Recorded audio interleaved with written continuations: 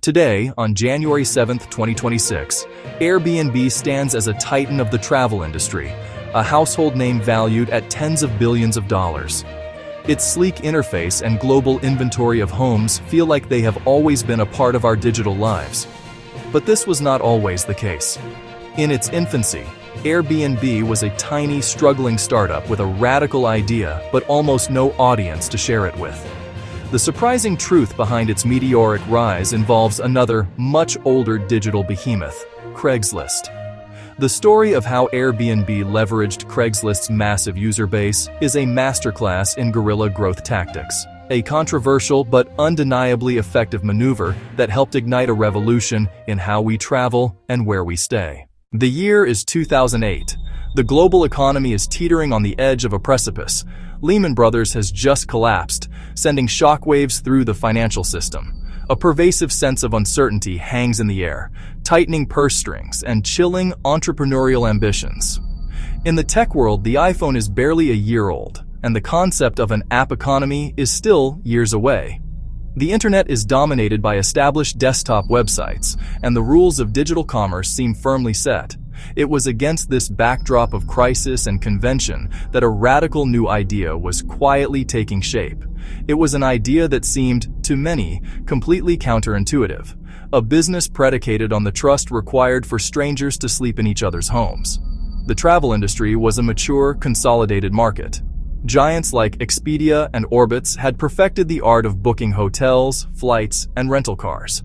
On the other end of the spectrum, Couchsurfing had built a passionate community around free stays, but it was a niche, non-commercial movement. The idea of a for-profit platform mediating paid stays in private homes was uncharted and, frankly, unbelievable territory. The founders, two designers, Brian Chesky and Joe Gebbia, and their engineering partner, Nathan Blecharczyk, were not hospitality industry veterans. They had a simple, functional website, originally called Airbed and Breakfast, born from their own need to make rent by hosting attendees of a San Francisco design conference.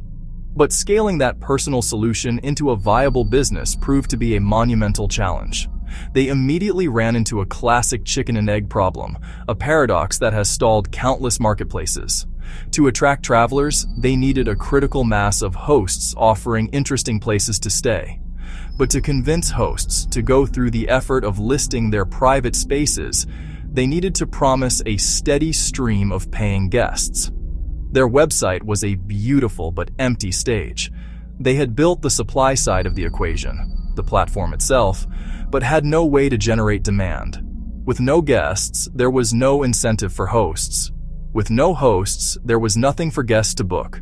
The cycle was paralyzing. Worse still, they weren't operating in a vacuum. They were competing for attention in a digital landscape dominated by established players with immense network effects. And in the world of short-term, non-hotel lodging, no player was more significant than Craigslist. Craigslist was the sprawling, unglamorous, but undeniably effective de facto marketplace for just about everything, including temporary housing. It was the internet's messy, chaotic, but trusted public square. If you needed a room for a week in a new city and didn't want a hotel, your journey almost invariably started and ended on Craigslist. It had the one thing Airbed and Breakfast desperately lacked: liquidity. A massive, pre-existing audience of people actively looking for exactly what their potential hosts could offer. The question was existential. How could their polished but desolate website possibly compete with a platform that had already captured the entire market? Craigslist was free. It was familiar, and it worked. Airbed and Breakfast was unknown, empty, and required a leap of faith. Their superior features, integrated payments for security, user profiles to build trust, a commitment to better photography, were all elegant solutions to problems that users on their platform didn't have, because there were no users. These advantages were meaningless if no one ever saw them. They had a better product, but it was sitting on a shelf in an empty store, while down the street, a massive, bustling flea market had every customer's attention. They needed to find a way to get their product in front of those customers. They needed a bridge from their empty island to the mainland of Craigslist. And they needed it fast. The solution that Airbnb's technical co-founder, Nathan Blecharczyk, and the early engineering team devised was a piece of subtle but powerful software. They faced a classic chicken and egg problem. To attract guests, they needed listings, but to attract hosts, they needed guest traffic. With limited resources and no marketing budget to speak of, they couldn't just wait for the world to discover them. They had to find a way to take their product to where the users already were. And in the late 2000s, the single largest marketplace for short-term rentals was Craigslist. The engineering challenge was immense, but the strategic imperative was clear. Build a bridge to Craigslist's massive user base, or risk fading into obscurity. It was not a sanctioned partnership, no public API. In fact, Craigslist was philosophically and technically opposed to this kind of integration. Their platform was designed for peer-to-peer, manual interactions, deliberately resisting the kind of commercial automation that Airbnb represented. An official collaboration was impossible. This meant Blecharczyk's team had to operate in the shadows, building a tool that could interact with Craigslist without its permission or knowledge. They were essentially reverse engineering a public-facing website, treating the user interface as their de facto API. Instead, Airbnb built a semi-automated workflow that mimicked a human posting. The brilliance of the system was its simplicity from the host's perspective. Manually cross-posting was a tedious, multi-step process. Save photos, copy and paste text, re-enter details, and manage 2 separate listings. The Airbnb tool aimed to reduce all that friction to a single click. It was designed to feel like a natural extension of their own platform, a helpful feature, not a clandestine growth hack. The tool was integrated directly and seamlessly into the host flow. This was a critical product decision. It wasn't a separate utility or a browser extension that users had to install. It appeared at the exact moment a host had invested the most effort and was most motivated to maximize their return, right after they finished creating their beautiful new Airbnb listing. After the listing was finished, catchy title, detailed description, high-quality photos, a single button invited cross-posting. The team relentlessly A/B tested the copy and placement of this button. Was post to Craigslist better than get more guests? Should it be a button or a simple link? Every detail was optimized to maximize adoption. The goal was to make the offer so compelling and easy that hosts would feel foolish not to use it. Clicking it triggered a sophisticated back-end process that scraped all relevant info from the listing: title, price, location, description. The bot was programmed with heuristics to navigate Craigslist's complex posting process.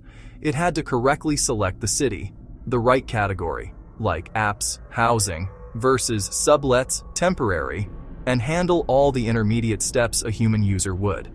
It was a digital marionette, with Airbnb's servers pulling the strings. The bot then reformatted the scraped content to fit Craigslist's posting form. This was more than a simple copy-paste. Airbnb's rich descriptions had to be converted into the limited HTML that Craigslist allowed. The bot would strip out unsupported formatting and insert basic line breaks to maintain readability. It created a cleaner, more professional-looking post than the average Craigslist ad, making the Airbnb listings stand out visually. To keep the entire experience within the Airbnb ecosystem, it generated an anonymized Craigslist email for inquiries. This was a crucial piece of the puzzle. When a potential guest replied to the Craigslist ad, the message wasn't sent to the host's personal email. Instead, it was routed through Airbnb servers, which would then forward it into the host's Airbnb inbox. This kept the conversation and the relationship on Airbnb's platform, preventing leakage and ensuring hosts saw the value of the service. And most importantly, it embedded a prominent, unique link back to the original Airbnb listing page. This was the Trojan horse. The Craigslist post was just the advertisement. The Airbnb listing was the real product. The link was carefully formatted and placed to draw the user's eye, promising more photos, more details, and a better way to book. That link was the key. Intrigued users were funneled from the wild west of Craigslist to Airbnb's superior experience. The contrast was stark. On Craigslist, transactions were based on anonymous emails and blind trust. Clicking the link transported users to a world of secure payments, verified host profiles, and social proof in the form of guest reviews. It was a powerful demonstration of Airbnb's value proposition at the exact moment a user was considering a booking. This funnel didn't just generate traffic, it qualified it. For hosts, it was a massive time saver that effectively doubled their exposure with zero extra effort. Suddenly, their single listing was being advertised on two of the web's most popular platforms. They were getting more inquiries and more bookings, all managed through one clean interface. The tool created a powerful feedback loop. More bookings led to happier hosts, who told other hosts, who then listed on Airbnb to access the same powerful tool. With this tool, hosts became an unwitting, distributed army of micro-marketers, seeding Airbnb listings across hundreds of cities on Craigslist. Airbnb wasn't just posting in New York or San Francisco, it was posting wherever its hosts were. This created an illusion of scale and ubiquity that the company could never have afforded through traditional advertising, effectively piggybacking its geographic expansion on the back of its most ambitious users. Technically, the system was a constant battle. It relied on web scraping and automated form submissions, which meant it was perpetually at war with Craigslist's defenses. The engineering team had to build systems for battling CAPTCHA challenges, sometimes using third-party solving services. They had to contend with Craigslist's engineers, who were constantly changing the site's underlying HTML to break scrapers. A simple change to a form field's name could bring the entire system crashing down. Fragile and maintenance-heavy, this unofficial API was a constant source of stress. An engineer was always on call, ready to patch the bot when it inevitably broke. They implemented rate limits to avoid detection and programmed randomized delays to better mimic human behavior. Despite its fragility, this unofficial bridge to Craigslist was arguably the single most important technical innovation of Airbnb's early days. It was a masterclass in growth engineering that drove massive, compounding growth at near zero marginal cost, bootstrapping the company from a struggling startup into a viable business. To truly understand the growth hack's significance, we must place it on a timeline. The implementation and its eventual impact didn't happen overnight, but they followed a remarkably rapid trajectory. It's a story that begins with a company teetering on the verge of failure and ends with the creation of a global phenomenon. This timeline charts not just the execution of a clever piece of code, but the critical moments that turned a fledgling idea into a billion-dollar enterprise. Our story starts in August of 2008.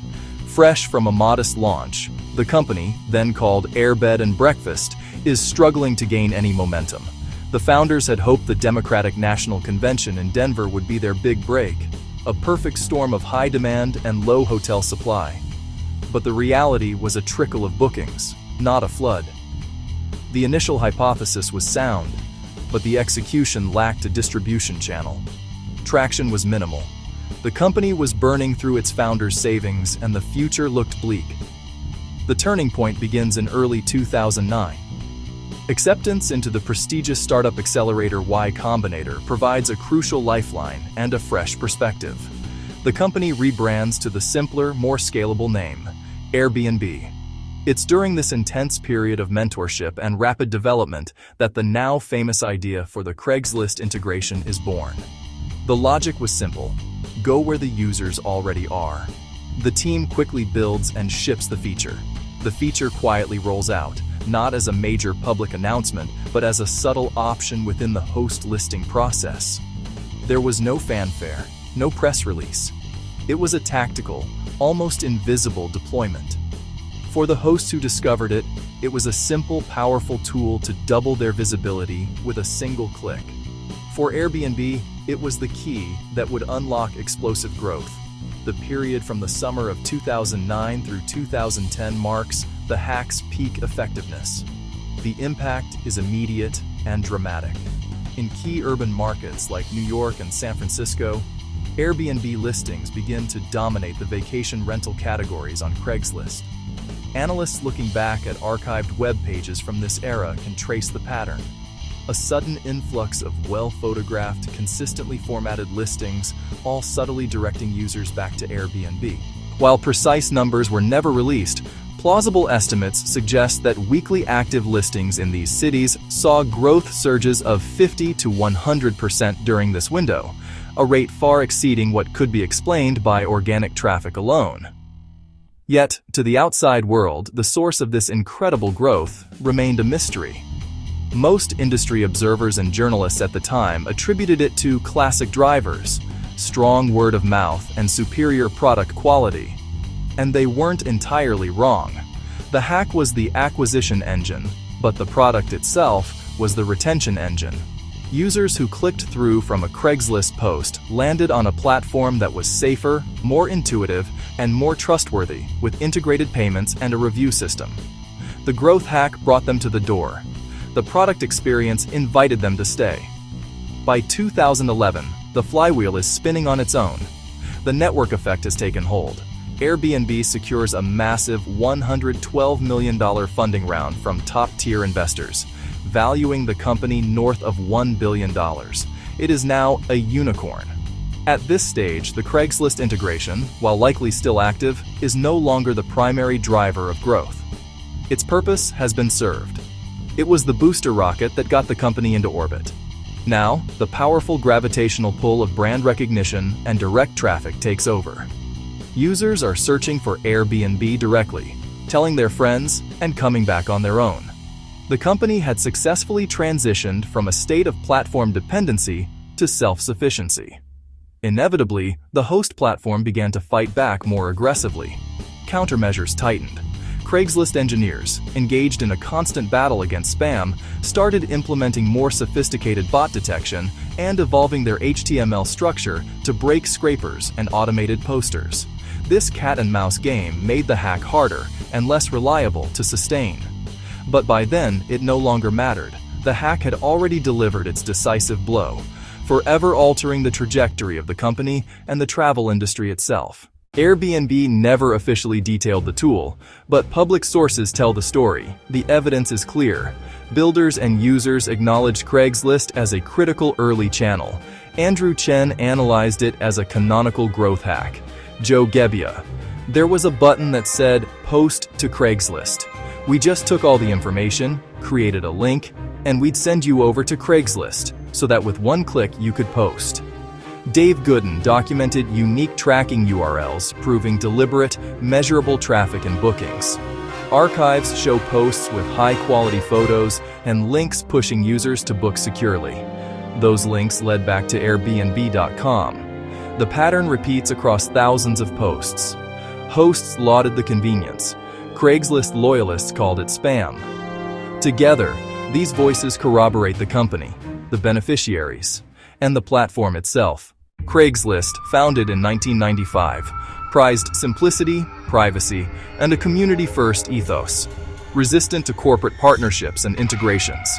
Protective of its integrity.